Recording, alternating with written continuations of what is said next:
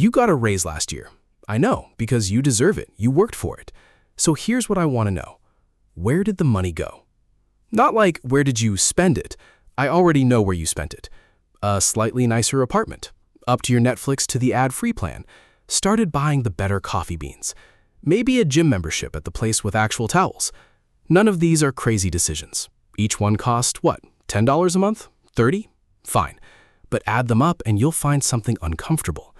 Your raise is gone, and you don't feel any richer than you did before. That's lifestyle creep, and it's running your finances without your permission. Here's what makes it so hard to catch.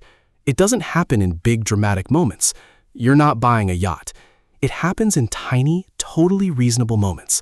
The $12.99 subscription, the switch from regular to premium tier, the "I've worked hard for this, I deserve it" purchase that you make every single week. Each one is defensible on its own. Together, they quietly raise the floor of what your life costs. And once that floor goes up, it almost never comes back down. We've got a specific version of this problem right now in 2026 that I'd call subscription bloat. The average American household is paying for something like 14 streaming, software, or app subscriptions. 14. And most people, when you ask them, can only name 8 or 9. The rest are just running, silently pulling from the bank account every month because canceling feels like losing something, even if you haven't opened the app in 4 months. The money disappears in increments too small to feel. So why does this keep happening? Why do smart people, people who understand compound interest, people who know better, keep falling into the cycle? That's the more interesting question.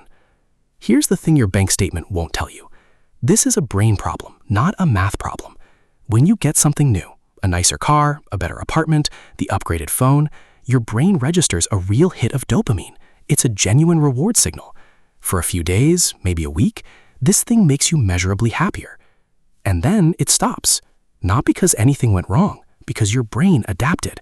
The new thing became the expected thing. What was special is now just normal. This is called the hedonic treadmill. You keep running, but the scenery doesn't change. The tricky part is that the solution your brain offers is get the next thing, upgrade again, go 1 tier higher.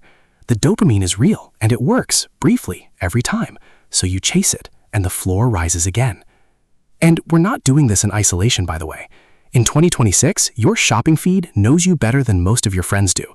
The AI behind your Amazon homepage, your Instagram, your browser, it has mapped your purchase history, your hesitations, your aspirations, and it is specifically engineering moments designed to push you toward the next upgrade, the next thing you didn't know you wanted until 10 seconds ago. You're not weak for falling for it. You're a human being getting targeted by billion-dollar systems built to trigger exactly this response.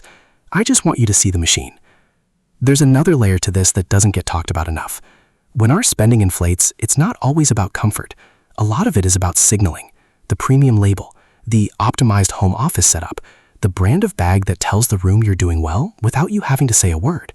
We outsource our sense of self-worth to objects, and then we work overtime to afford the objects. Think about how backwards that is for a second. Here's the trap inside the trap. When your fixed costs get high enough, you lose choices. You can't take the pay cut to switch careers. You can't go freelance. You can't take a month off to figure things out. The lifestyle you've built becomes a cage you can't afford to leave. What felt like success starts to feel like a set of obligations you didn't consciously sign up for.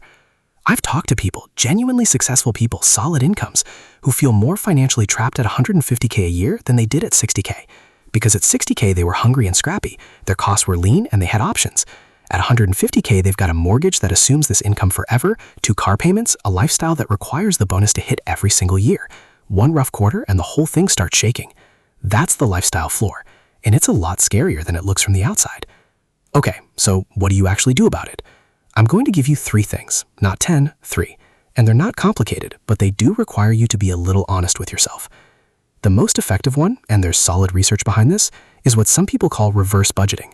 Though I think about it more simply as pay your future self first before your present self gets a vote.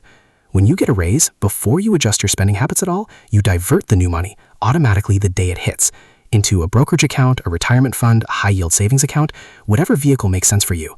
The money has a destination before your brain can retrofit it into lifestyle. The reason this works is that we adapt to whatever's normal.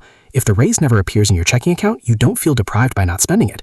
But if it shows up first, it instantly becomes the money I have, and cutting it later genuinely hurts. So remove the temptation at the structural level, not by relying on willpower. Second, do a value audit. Go through every recurring expense, every subscription, every membership, every auto renewal, and for each one, ask yourself this honestly. If this disappeared tomorrow, would I notice? Would I actually miss it? You will find things. Almost everyone does. I did this exercise about a year ago and turned up 3 services I was paying for that I had completely forgotten I'd signed up for. Combined, roughly $80 a month, nearly $1,000 a year for nothing. The question isn't, is this worth $12.99? The real question is, does this add something genuine to my life, or does canceling it just feel like a loss even if I never use it? Those are 2 totally different things. Learn to tell them apart. Third, the 72-hour rule. For any purchase above a certain number, pick your own threshold, maybe 50, maybe 100.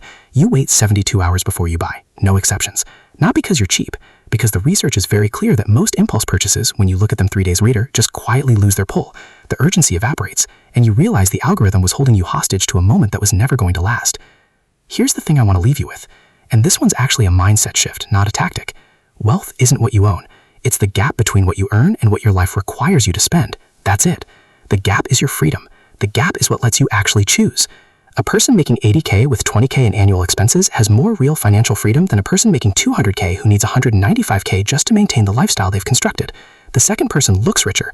The first person is actually freer. And in the long run, that freedom is worth more than the optics. We've been sold a story that progress looks like escalation. Better stuff, bigger numbers, higher tiers.